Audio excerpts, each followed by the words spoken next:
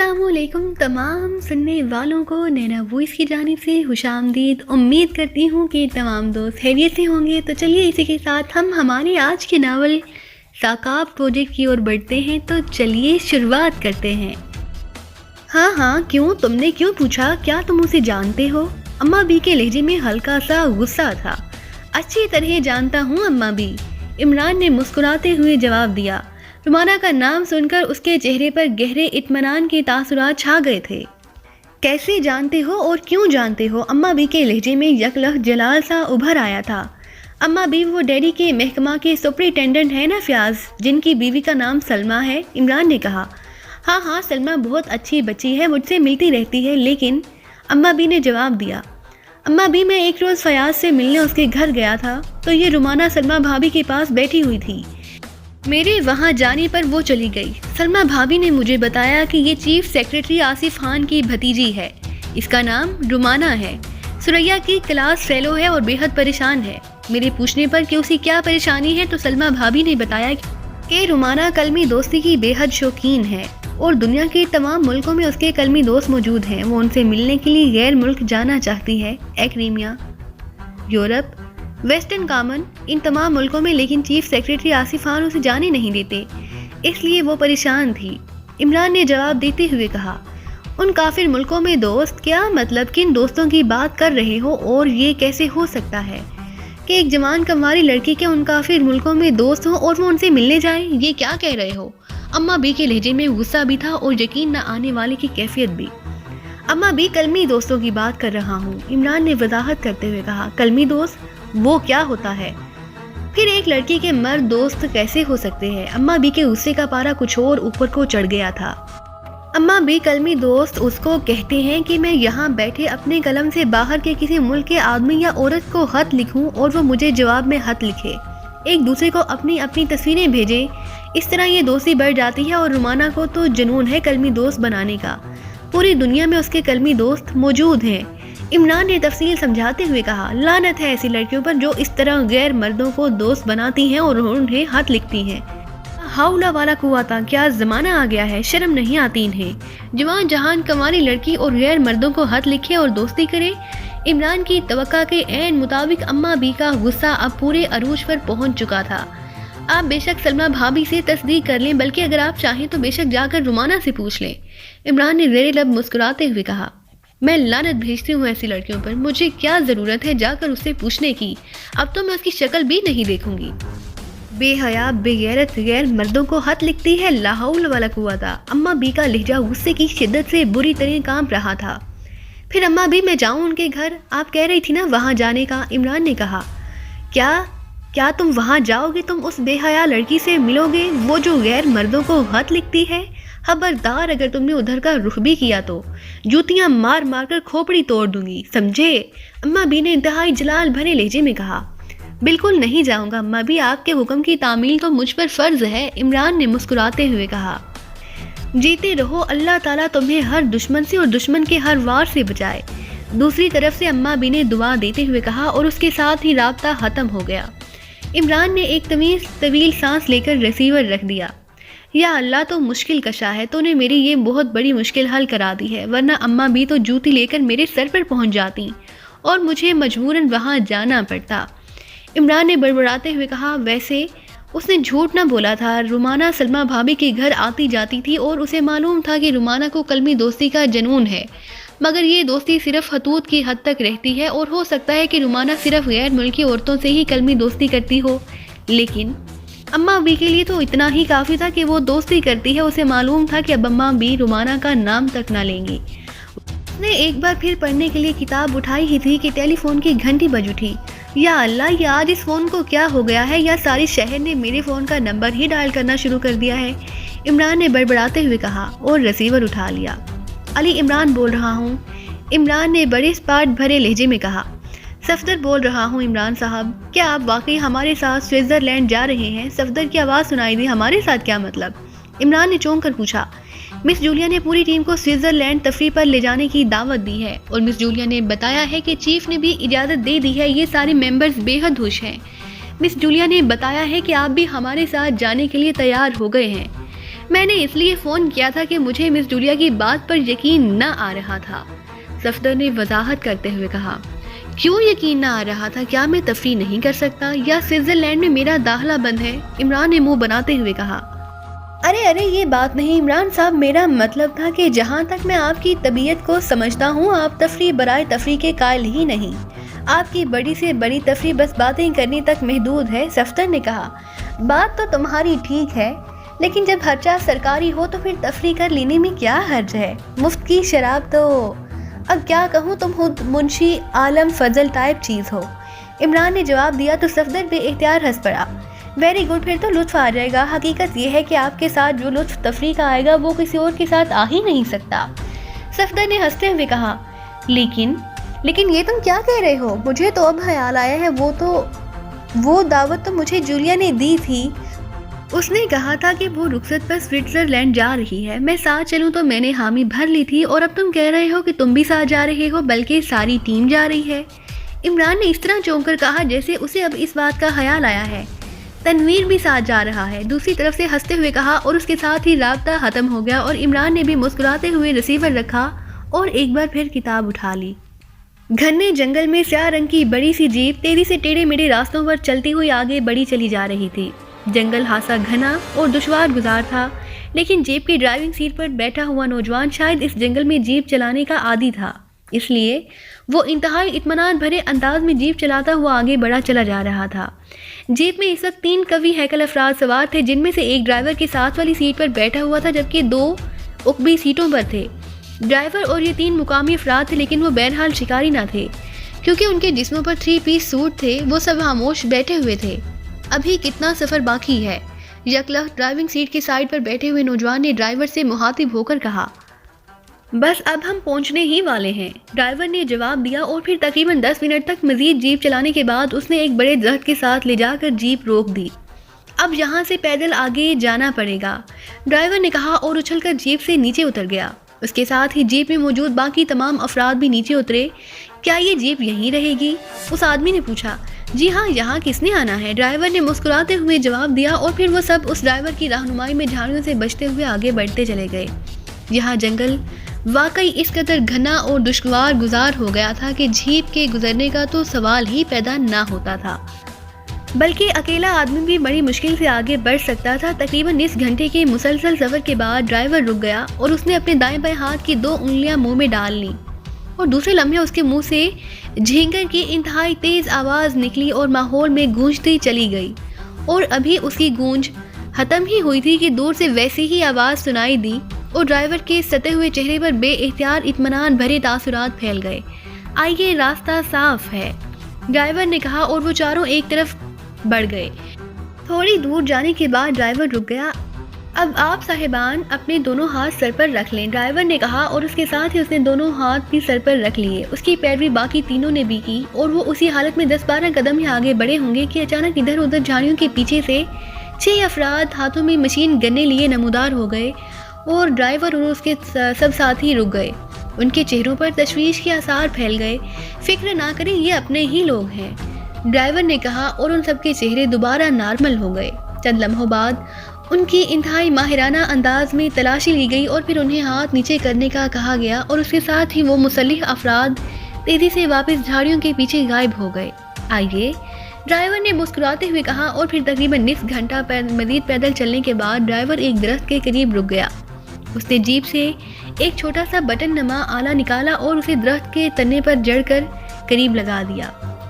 دوسرے لمحے گڑگڑاہٹ کی تیز آواز سنائی دی، اور درخت سے کچھ فاصلے پر جھاڑیوں سے بڑی ہوئی زمین کا ایک بڑا سا ٹکڑا کسی صندوق کے ڈھکن کی طرح اوپر کو اٹھتا چلا گیا، اور پھر وہ ڈرائیور کے ساتھ نیچے جاتے ہوئے راستے پر اترتے چلے گئے۔ کافی گہرائی میں جا کر وہ رک گئے۔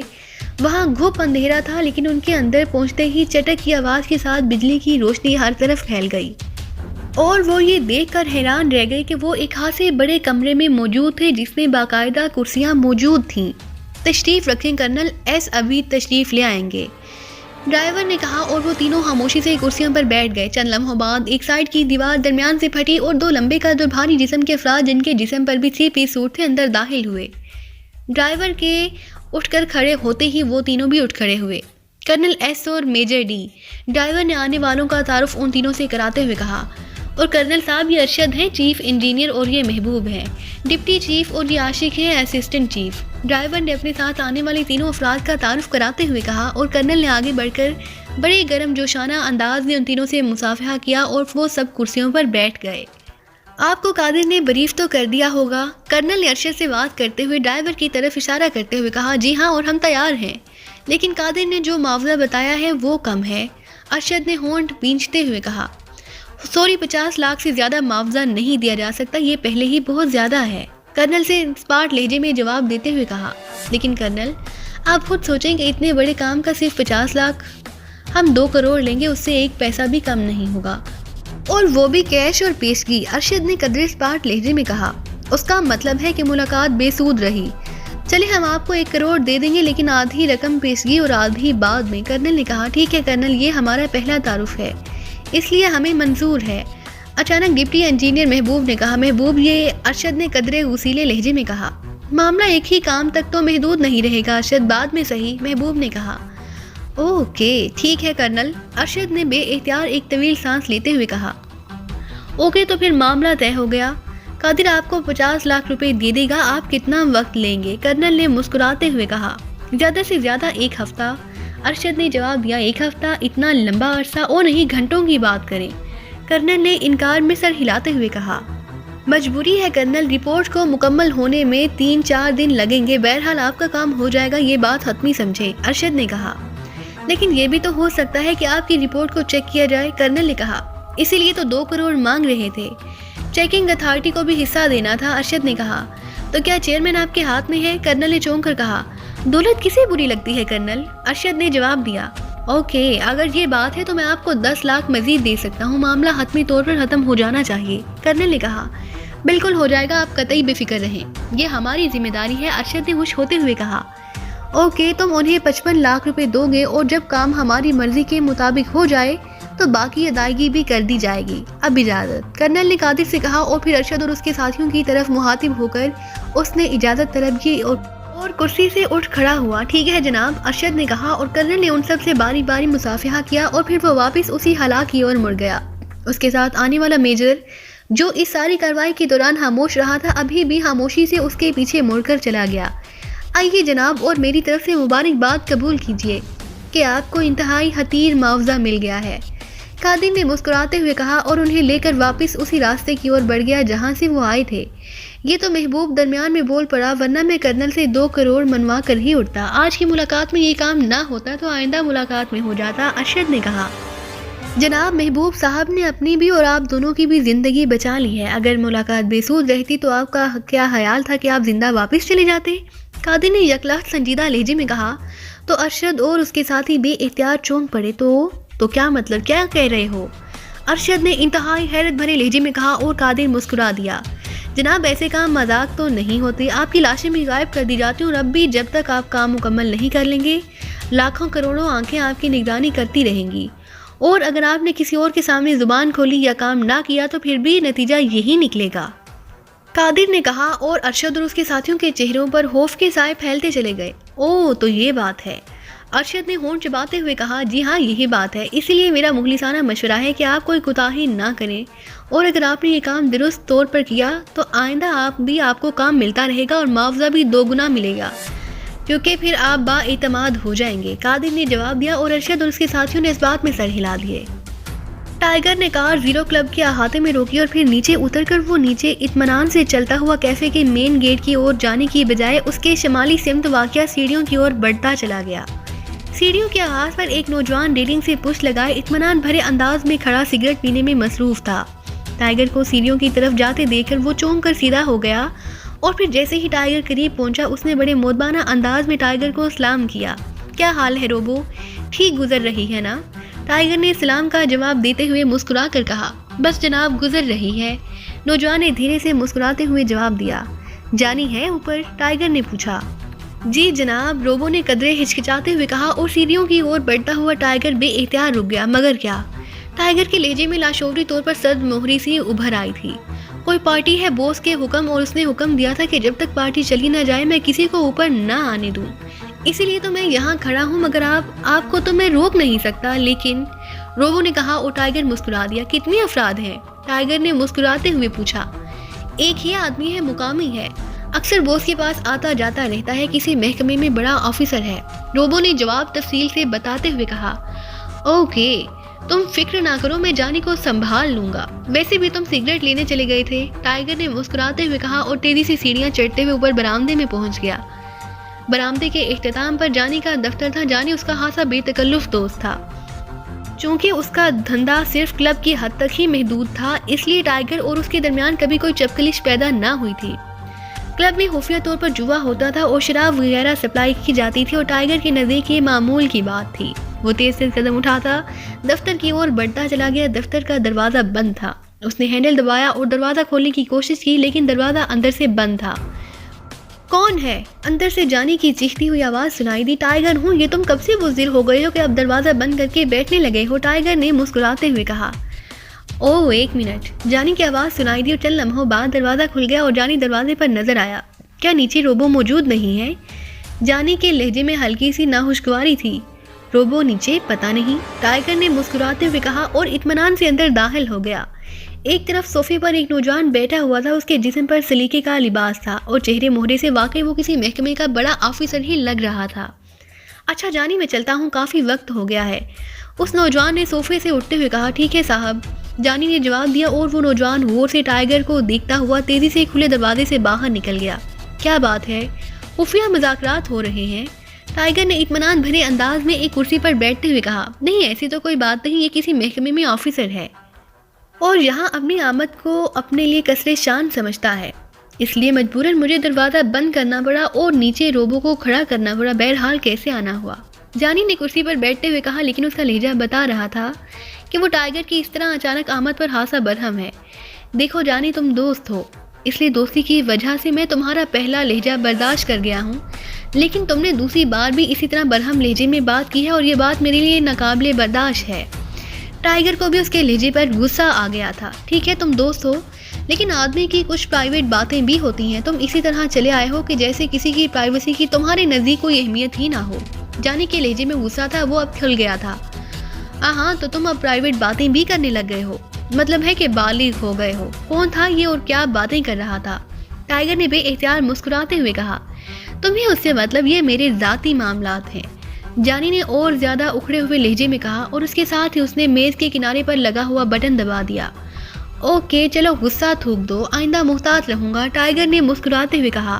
تمہارا تو مذاق ہو گیا، میرے 10 لاکھ روپے ڈوب گئے، اب پتہ نہیں وہ دوبارہ آتا بھی ہے یا نہیں، جانی نے کہا تو ٹائیگر بے اختیار چونک کر سیدھا ہو گیا۔ 10 لاکھ روپے؟ کیا کوئی بڑا کام تھا؟ ٹائیگر نے حیرت بھرے لہجے میں کہا۔ کام تو چھوٹا سا تھا لیکن معاوضہ خاصا بڑا تھا، معاملات طے ہو ہی رہے تھے کہ تم اچانک ٹپک پڑے اور وہ اٹھ کر چلا گیا، جانی نے کہا۔ اسی لمحے دروازہ کھلا اور روبو اندر داخل ہوا۔ یس بوس، روبو نے قدرے سہمے ہوئے لہجے میں کہا۔ جب میں نے تمہاری نیچے ڈیوٹی لگائی تھی تم نے ٹائیگر کو کیوں نہیں روکا؟ جانی نے انتہائی کرخت لہجے میں کہا۔ میں سگریٹ لینے گیا تھا بوس، جب میں واپس آ رہا تھا تو میں نے ٹائیگر صاحب کو اوپر برآمدے میں جاتے ہوئے دیکھا تھا، روبو نے سہمے ہوئے لہجے میں کہا۔ ہاں تو تم سگریٹ لینے چلے گئے تھے، کیوں؟ جانی نے کرسی سے اٹھ کر انتہائی غصے سے بل کھاتے ہوئے لہجے میں کہا، اور دوسرے لمحے کمرہ تھپڑ کی زوردار آواز اور روبو کے حلق سے نکلنے والی چیخ سے گونج اٹھا۔ جانی نے واقعی پوری قوت سے روبو کے چہرے پر تھپڑ مارا تھا کہ روبو اچھل کر 2 قدم دور فرش پر جا گرا تھا۔ سگریٹ لینے چلے گئے تھے لیکن کیوں؟ جانی نے غصے کی شدت سے چیختے ہوئے کہا اور اس کے ساتھ ہی آگے بڑھ کر اس نے اٹھنے کی کوشش کرتے ہوئے روبو کی پسلیوں میں زوردار لات ماری اور کمرہ ایک بار پھر روبو کی چیخ سے گونج اٹھا۔ بس اب مزید اسے کچھ نہ کہنا، ٹائیگر نے اٹھ کر تیزی سے جانی کی اور بڑھتے ہوئے کہا۔ تم خاموش رہو، میں اسے بتاتا ہوں کہ یہ کیوں سگریٹ لینے چلا گیا تھا، جانی نے غصے کی شدت سے چیختے ہوئے کہا، مگر دوسرے لمحے وہ بھی بری طرح چیختا ہوا اچھل کر دور جا گرا۔ ٹائیگر کا بازو یکلخت گھوما تھا اور جانی باوجود بھاری جسم رکھنے کے اچھل کر دور جا گرا تھا۔ چلو روبو باہر جاؤ، ٹائیگر نے روبو سے کہا اور پھر وہ جانی کی طرف متوجہ ہو گیا، جو اب گال پر ہاتھ رکھے اٹھ کر کھڑا ہو رہا تھا۔ اس کی آنکھوں میں جیسے الاؤ جل رہے تھے۔ تم نے مجھ پر ہاتھ اٹھایا ہے، جانی نے زہریلے لہجے میں کہا اور روبو اس دوران تیزی سے باہر چلا گیا۔ پہلے تم یہ بتاؤ کہ یہ آدمی کون تھا اور یہ کس کام کے لیے آیا تھا؟ ٹائیگر نے اس سے بھی زیادہ غصیلے لہجے میں کہا، تمہارا مطلب؟ جاؤ دفع ہو جاؤ یہاں سے، اور آئندہ اگر تم میرے کلب میں نظر آئے تو بوٹیاں اڑا دوں گا۔ جانی نے یکلخت غصے سے چیختے ہوئے کہا، اور اس کے ساتھ ہی اس نے جیب سے ریوالور نکال لیا۔ اوہو، تو تم اب اونچا اڑنے لگ گئے ہو، ٹائیگر نے ہونٹ بھینچتے ہوئے کہا، اور دوسرے لمحے وہ بجلی کی سی تیزی سے اچھلا اور اس کے ساتھ ہی جانی بری طرح سے چیختا ہوا کسی گیند کی طرح اڑ کر سانس والی دیوار سے جا ٹکرایا۔ ریوالور اس کے ہاتھ سے نکل کر دور جا گرا تھا۔ دیوار سے ٹکرا کر نیچے گرنے کے بعد وہ چند لمحے تڑپا اور پھر ساکت ہو گیا۔